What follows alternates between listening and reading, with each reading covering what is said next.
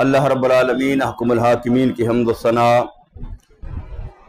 کہ وہ تمام کائنات کا خالق ہے، مالک ہے، رازق ہے، اور کروڑہا مرتبہ درود و سلام آقا انعامدار حضور مدنی تاجدار شفیع روز شمار جناب محمد مصطفیٰ صلی اللہ تعالی علیہ وآلہ وسلم کی ذات بابرکات پر، کہ جن کو اللہ رب العالمین حکم الحاکمین نے تمام کائنات کے لیے، تمام جہانوں کے لیے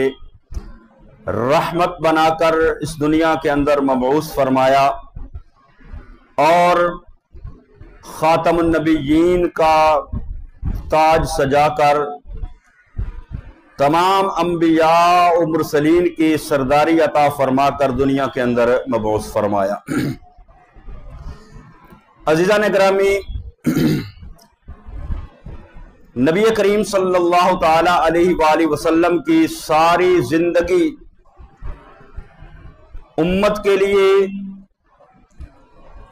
ایک رہنما اور ہدایت کا ذریعہ ہے۔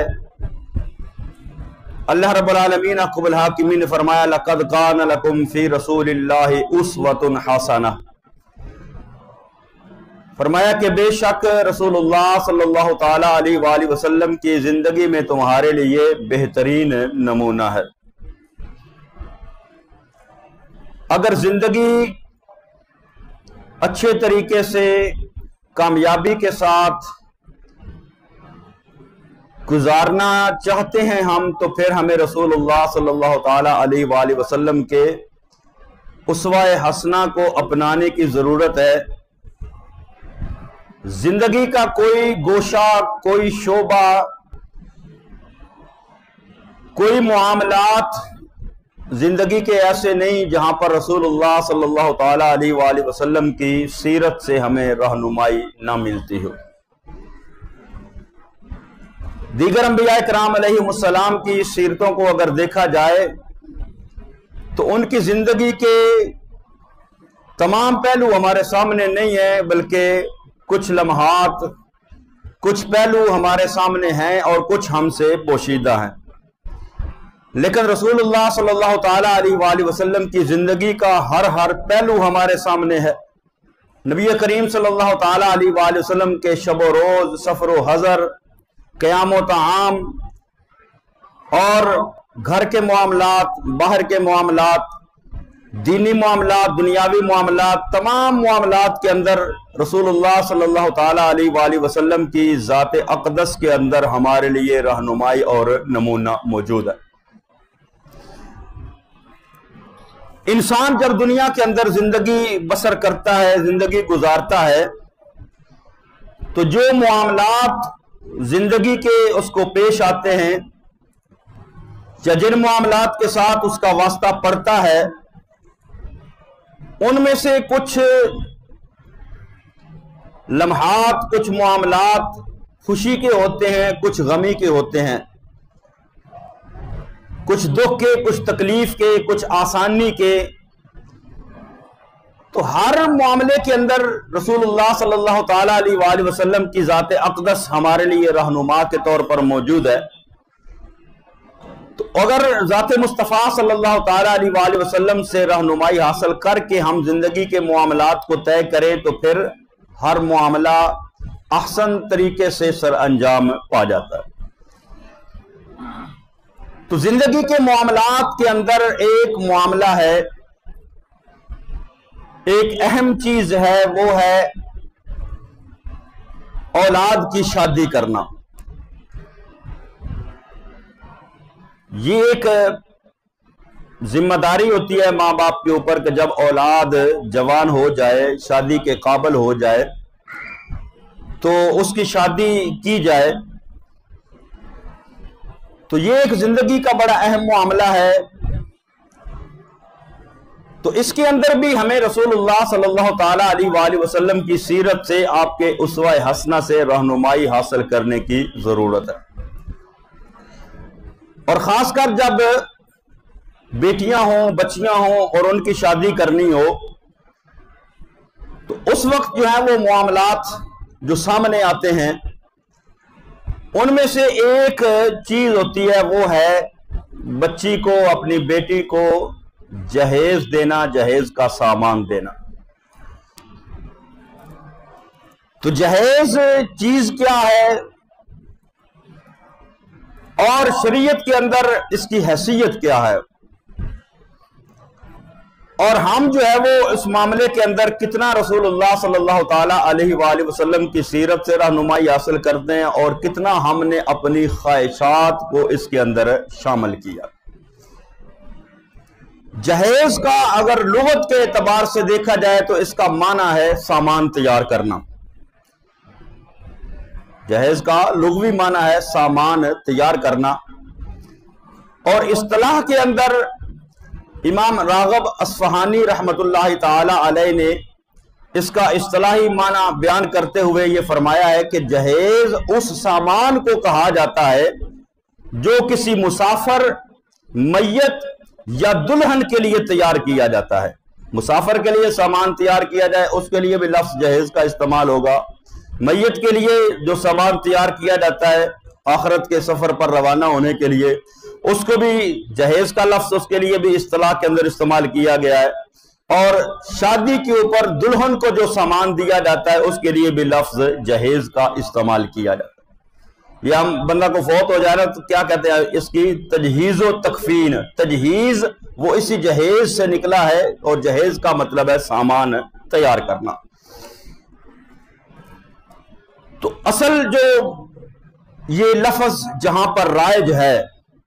ہمارے اس معاشرے کے اندر، وہ ہوتا ہے اپنی بیٹی کے شادی کے موقع پر، رخصتی کے موقع پر جو ہے وہ جو اس کو سامان دیا جاتا ہے اس کو جہیز کہا جاتا ہے۔ اپنی استطاعت، اپنی رضامندی، اپنی خوشی اور بغیر کسی مطالبے کے،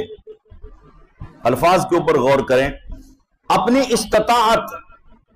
رضامندی، خوشی اور بغیر کسی مطالبے کے بیٹیوں کی شادی کے موقع پر جو ضروریات زندگی سے متعلق جو سامان دیا جاتا ہے بطور تحفہ، اس کو جہیز کہا جاتا ہے۔ یہ سنت ہے۔ استطاعت، رضامندی، خوشی اور کسی مطالبے کے بغیر جو بیٹی کو سامان دیا جاتا ہے ضروریات زندگی کا، یہ دینا یہ رسول اللہ صلی اللہ تعالی علیہ وآلہ وسلم کی سنت ہے، اور عرف میں جو ہے وہ اس کو جہیز کا نام دیا جاتا ہے۔ تو ایسا کرنا، اگر کوئی شخص اپنی بیٹی کی شادی کے موقع پر اپنی استطاعت کے مطابق، یعنی جتنی اس کی طاقت ہے، جتنی استطاعت ہے، جتنے اس کے وسائل ہیں، ان کے مطابق، اور اپنی پھر اولاد میں برابری رکھتے ہوئے، یہ نہیں کہ اگر پہلی بیٹی کی شادی ہے تو اس کو جہیز دے دیا کھلے دل سے، اور باقی بیٹیوں کی باری پھر بندہ سوچتا رہے کہ اب ان کو کیا جہیز دیا جائے۔ تو ان چیزوں کو مد نظر رکھتے ہوئے اپنی استطاعت کے مطابق اور اپنی رضامندی سے، اپنی خوشی سے، بغیر کسی مطالبے کے، اگر ماں باپ اپنی بچی کو شادی پہ موقع پر جو سامان دیتے ہیں تو یہ کرنا یہ باعث اجر و ثواب بھی ہے، یہ سنت بھی ہے، اور یہ محبتوں کے اندر اضافے کا ذریعہ بھی بنتا ہے، کیونکہ یہ بطور تحفہ دیا جاتا ہے۔ اور نبی کریم صلی اللہ تعالی علیہ وسلم کا فرمان ہے تحادو تحابو، تحفہ دو، اس سے آپس کے اندر محبت بڑھتی ہے۔ حضرت ابو ہریرہ رضی اللہ تعالی عنہ نبی کریم صلی اللہ تعالی علیہ وآلہ وسلم کا فرمان بیان کرتے ہیں کہ آقا دو جہاں صلی اللہ علیہ وسلم شاد فرمایا تحادو، تحفہ دو، ہدیہ دو، فَإِنَّ الْحَدِيَّةَ تُذْهِبُ وَحَرَ الصَّدْرِ، فرمایا تحفہ دینا جو دلوں کے اندر کینہ ہوتا ہے اس کو دور کرتا ہے، محبت پیدا کرتا ہے، کینے کو دور کرتا ہے اگر بندہ کسی کو تحفہ دیتا ہے۔ تو نکاح کے اندر اگر اپنی خوشی سے، اپنی استطاعت سے، اپنی رضامندی سے اور بغیر کسی مطالبے کے اگر کوئی شخص اپنی اولاد کو، اپنی بیٹی کو سامان زندگی جو ضرورت کا ہے وہ اگر دیتا ہے تو یہ ایک احسن کام ہے، جائز کام ہے، باعث اجر و ثواب ہے، نبی کریم صلی اللہ تعالی علیہ وآلہ وسلم کی سنت ہے۔ لیکن جو ہمارے معاشرے کے اندر جو اس کا ایک کنسپٹ ہے، اس کا ایک نظریہ ہے جہیز کا، وہ قطعاً بھی شرعی اصولوں کے مطابق نہیں ہے۔ نکاح کے اندر خیر و برکت کا ذریعہ جو ہے وہ مہنگے مہنگے شادی ہال، مہنگے مہنگے کپڑے، زیادہ بارات، بھاری جہیز، یہ چیزیں جو ہے یہ نکاح کے اندر خیر و برکت کا ذریعہ نہیں، بلکہ نکاح وہ خیر و برکت والا ہے جس کے اندر فریقین یعنی دونوں، دلہا والے بھی اور دلہن والے بھی، دونوں کی طرف سے جتنا خرچہ کم ہوگا اتنا ہی نکاح جو ہے وہ برکت والا ہوگا۔ دلہا اور دلہن دونوں کی طرف سے جتنا نکاح کے اندر خرچہ کم ہوگا اتنا جو ہے وہ نکاح خیر و برکت والا ہوگا۔ یہ نبی کریم صلی اللہ تعالی علیہ وآلہ وسلم کا فرمان ہے۔ حضرت ام المومنین سیدہ طیبہ ام المومنین امی عائشہ الصدیقہ رضی اللہ تعالی عنہا بیان فرماتی ہیں کہ نبی کریم صلی اللہ تعالی علیہ وآلہ وسلم نے فرمایا اعظم النکاح برکتن ایسرہ معونتن،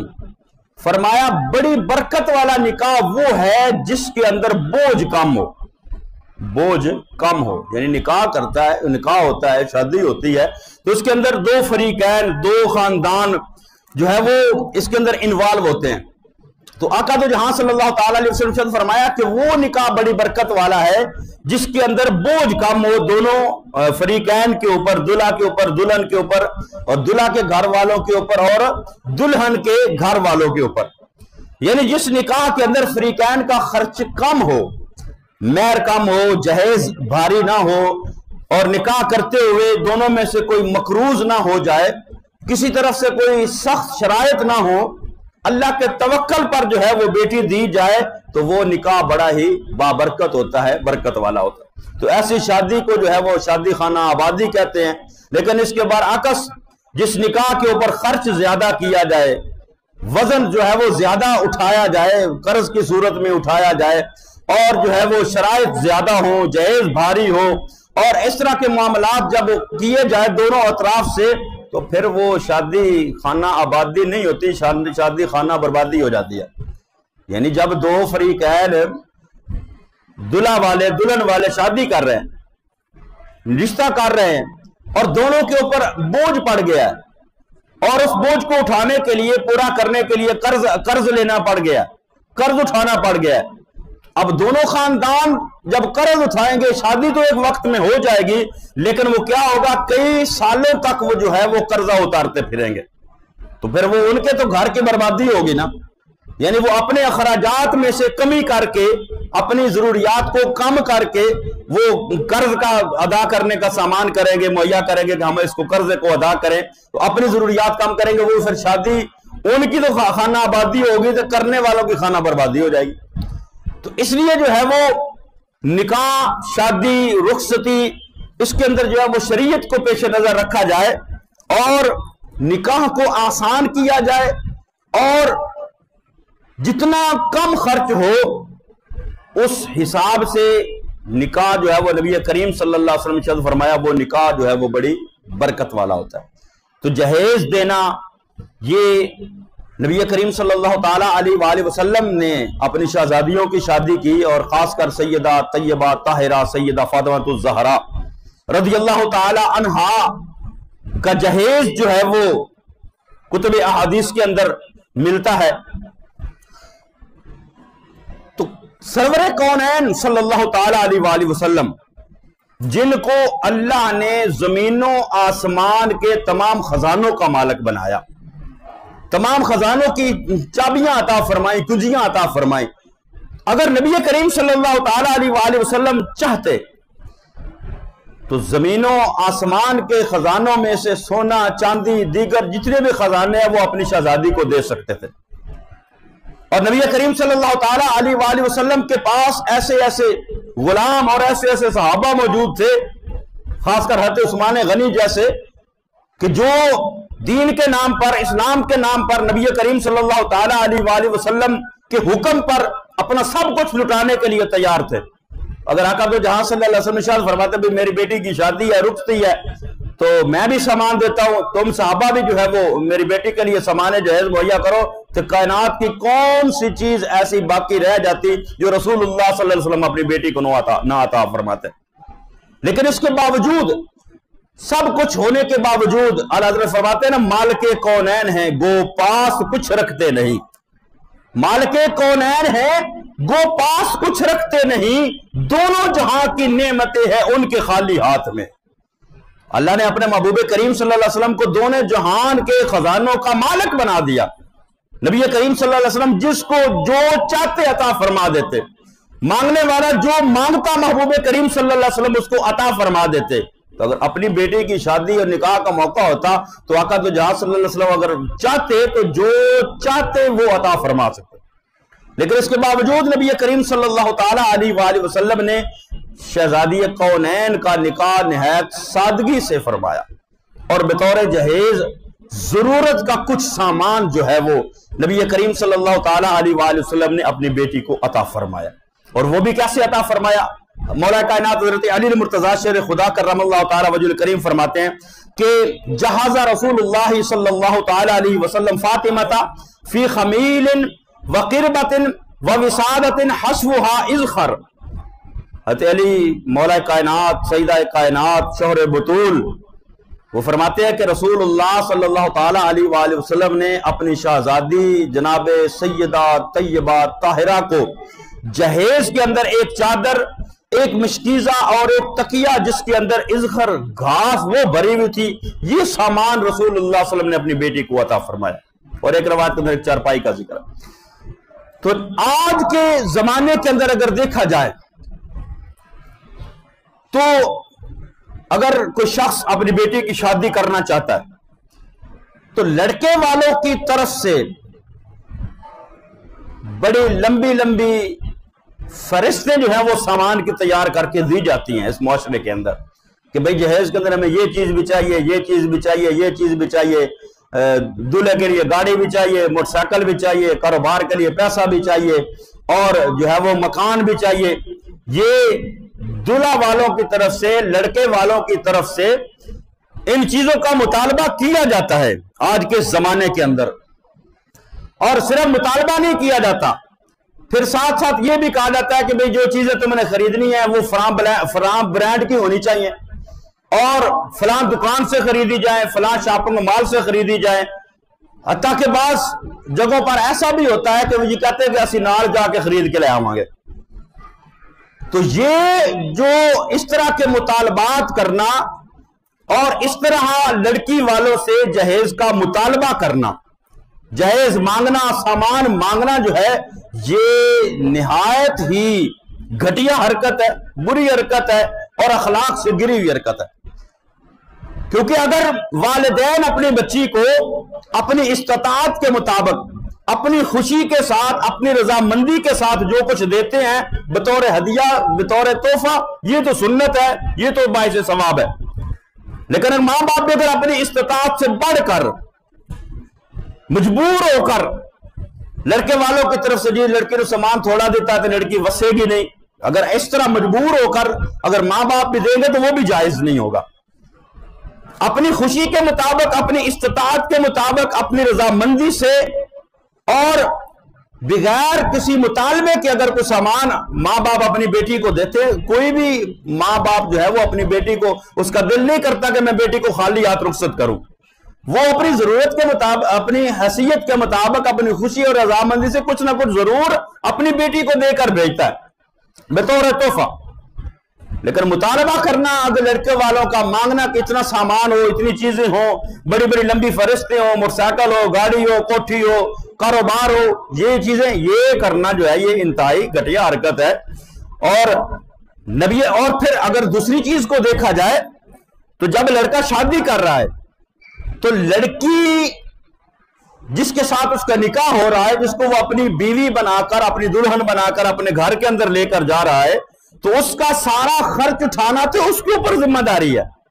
شریعت نے اس کو ذمہ داری دی ہے. نبی کریم صلی اللہ تعالی علیہ وآلہ وسلم نے فرمایا کہ خواتین کے بارے میں اللہ سے ڈرو، تم نے انہیں اللہ کی امان میں لیا ہے اور اللہ کے حکم سے ان کی شرمگاہوں کو اپنے اوپر حلال کیا ہے، اور آگے فرمایا والا ہننا، قرآن کی آیت آگے رسول اللہ صلی اللہ تعالیٰ علیہ وسلم تلاوت فرمائے والا ہننا علیکم رزقہن و کسوتہن، قرآن فرماتا ہے کہ تمہارے اوپر ہے ان کا کھانا پینا، ان کے کپڑے وغیرہ، یہ ذمہ داری جو ہے وہ مرد کے اوپر ہے۔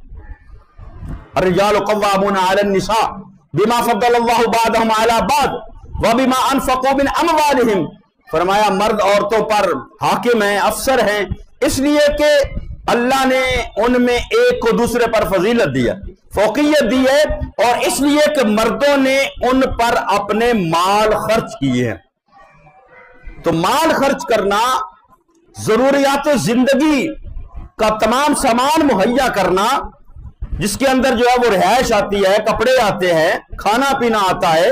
اور جو ضرورت کا فرنیچر وغیرہ آتا ہے، چارپائی وغیرہ، یہ ساری چیزیں ان کا بندوبست کرنا یہ لڑکے کی ذمہ داری ہے۔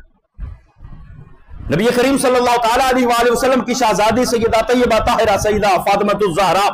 رضی اللہ تعالیٰ عنہا، آپ کی شادی کا موقع آیا تو حضرت ابوبکر صدیق رضی اللہ تعالیٰ عنہ نے نبی کریم صلی اللہ تعالیٰ علیہ وآلہ وسلم سے نکاح کے لیے عرض کیا، آقا تو وسلم نے کوئی جواب نہیں دیا۔ حضرت عمر فاروق نے عرض کیا، نبی کریم صلی اللہ تعالیٰ علیہ وآلہ وسلم نے کوئی جواب ارشاد نہیں فرمایا۔ تو اب یہ دونوں صاحب، حضرت ابوبکر صدیق اور حضرت عمر فاروق رضی اللہ تعالیٰ عنہ، دونوں حضرت مولا کائنات حضرت علی المرتضیٰ شیر خدا کے پاس گئے اور جا کر کہنے لگے کہ علی، ہم نے جو ہے وہ نکاح کا پیغام دیا ہے لیکن رسول اللہ صلی اللہ تعالیٰ علیہ وآلہ وسلم نے کوئی جواب نہیں دیا، تو اے علی آپ جائیے، آپ کی قرابت داری ہے، آپ کی رشتہ داری ہے، تو آپ جائیں اور جا کر سیدہ طیبہ طاہرہ سیدہ فاطمہ الزہرا کے لیے رسول اللہ صلی اللہ تعالیٰ علیہ وآلہ وسلم کو نکاح کا پیغام دے اور سیدہ فاطمہ کا رشتہ مانگے۔ تو حضرت علی فرماتے ہیں کہ میری اس طرف تو توجہ ہی نہیں تھی، دھیان نہیں تھا۔ اب ان صاحبان نے دونوں نے جب توجہ دلائی تو میں نے اپنی چادر سنبھالی اور سنبھال کر جا کر رسول اللہ صلی اللہ تعالیٰ علیہ وآلہ وسلم سے جا کر سیدہ فاطمہ الزہرا کے رشتے کی بات کی۔ جب بات کی تو آقا دو جہاں صلی اللہ تعالیٰ علیہ وآلہ وسلم نے ارشاد فرمایا کہ اے علی، رشتہ لینے کے لیے آئے ہو، وَعِنْدَكَ شَيْءٌ، پاس کچھ ہے کہ نہیں؟ وَعِنْدَكَ شَيْءٌ، تیرے پاس کوئی چیز ہے کہ نہیں؟ تو عرض کی یا رسول اللہ صلی اللہ تعالیٰ علیہ وسلم، ایک گھوڑا ہے، ایک اونٹ ہے، اور بعض روایت میں کہ ایک ذرہ ہے۔ تو آقا تو جہاں صلی اللہ علیہ وسلم نے ارشاد فرمایا کہ بھئی گھوڑا نہیں بیچنا، گھوڑا ضرورت کی چیز ہے، اونٹ کو بیچ دو۔ مطلب ہے آپ نے رشتہ قبول فرما لیا نا، اونٹ کو بیچ دو۔ اونٹ کو بیچا 480 درہم کے اندر، بیچا تو وہ 480 درہم لا کر رسول اللہ صلی اللہ تعالیٰ علیہ وسلم کی جھولی کے اندر ڈال دیے۔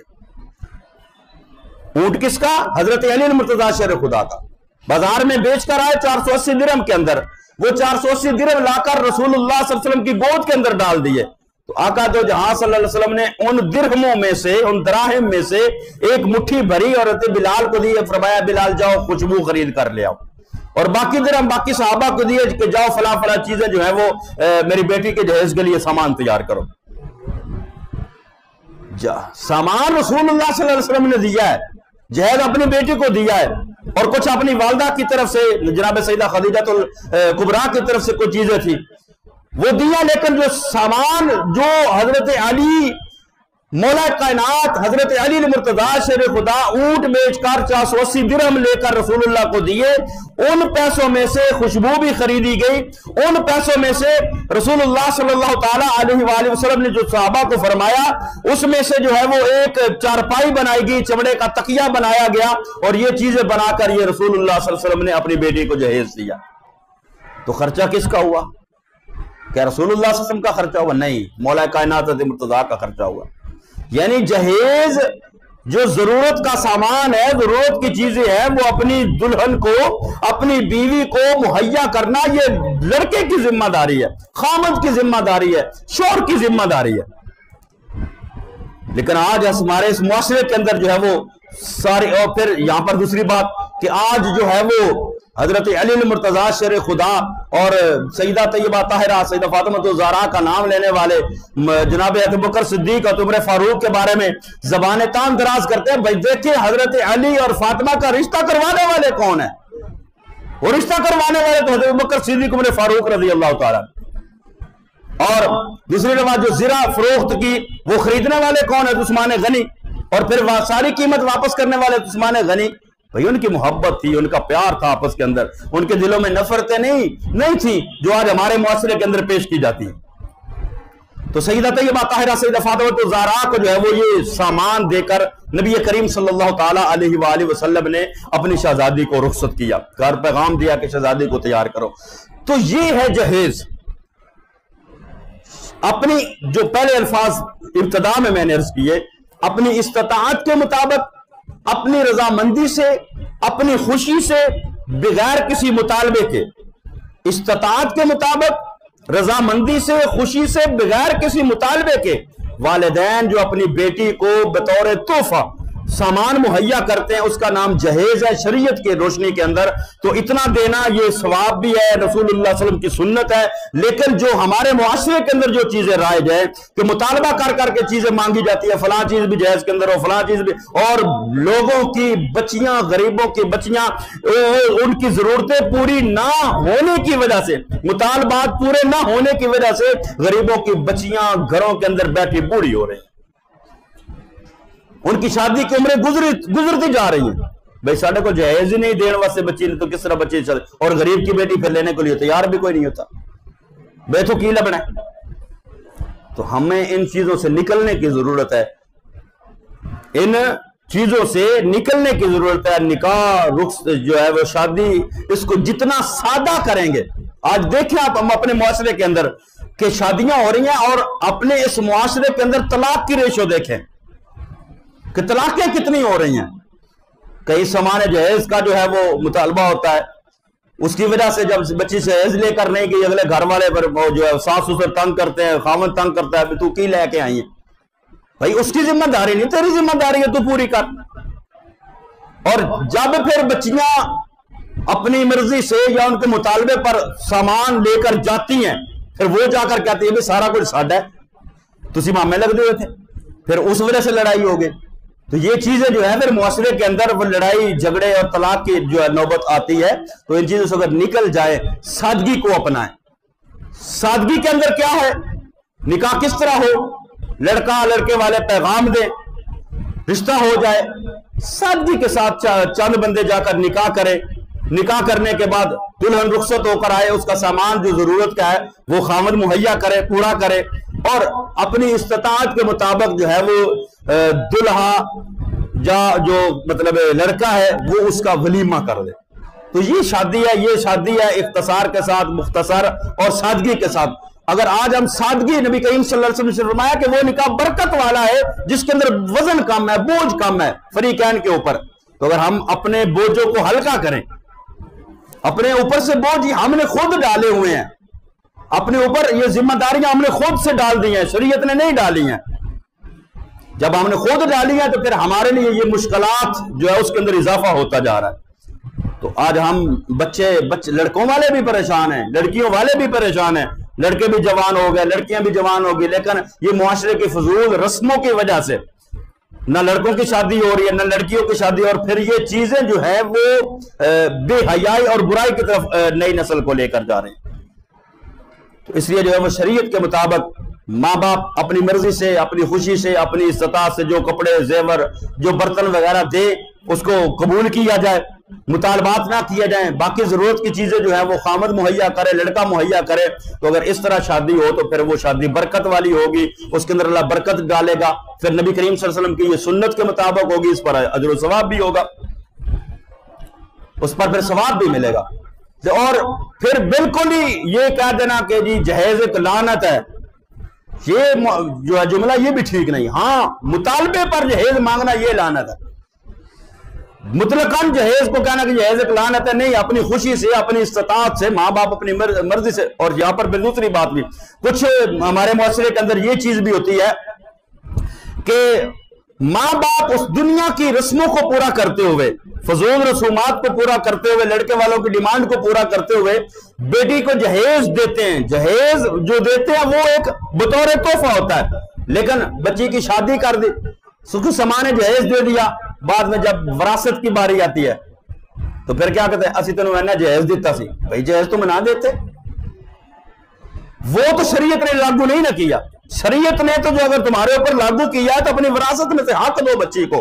بیٹی کو حق دو. وہاں پر ہم ڈنڈی مار لیتے ہیں, اور جہیز کی باری آتی ہے تو پھر جہیز لمبا چوڑا کر کے دے دیا. اگر بچی کی شادی پر خرچہ ہوتا ہے ماں باپ کا, تو لڑکے کی شادی پر نہیں خرچہ ہوتا. لڑکے کی شادی پر بھی خرچہ ہوتا ہے, پھر لڑکے کو بھی وراثت نہ دو, بھائی تیری شادی تو بھی خرچہ کیتا سے. جو ان کا جائز قانونی اور شرعی حق ہے بچیوں کو وہ دیا جائے, اور جہیز جو مطالبات کی صورت میں جہیز جو ہے اس سے اجتناب کر کے اپنی خوشی اپنی استطاعت کے مطابق جو ہے جو جتنا ماں باپ دے سکتے ہیں, اور پھر ساری اولاد کو, اگر بیٹیاں 2-4 ہیں کہ یہ نہیں کہ ایک کو زیادہ دے دیا اور دوسریوں کی باری آئے تو پھر وہاں پر جو ہے وہ کہہ دیا نہیں ہمارے پاس نہیں ہے, تو ان کے درمیان برابری رکھتے ہوئے اپنی استطاعت اور خوشی اور بغیر کسی مطالبے کی اپنی رضامندی سے جو سامان ماں باپ دے وہ جہیز دینا سنت ہے, باعث ثواب ہے. لیکن جو مطالبہ کر کے مانگ کے دینا یا اپنے اوپر بوجھ ڈال کر قرضہ اٹھا کر دینا, اس کو شریعت پسند نہیں کرتی ہے. ان چیزوں سے بچ کر جب ہم اپنی بچیوں کی بیٹوں کی شادی کریں گے تو پھر ہماری شادیاں کامیاب بھی ہوں گی, ان کے اندر برکت بھی ہوگی, اور جو ہے وہ یہ آسان بھی نکاح ہو جائے گا, شادی بھی آسان ہو جائے گی, بچے بچیاں اپنی زندگی گزارنا شروع کر دیں گے, اور جو ہے وہ معاشرہ بے حیائی اور برائی سے بھی بچ جائے گا. اللہ ہمیں دین مصطفیٰ صلی اللہ تعالی علیہ وسلم کے مطابق اور سنت مصطفیٰ کے مطابق زندگی کے ہر معاملات کو طے کرنے کی توفیق نصیب فرمائے. آمین.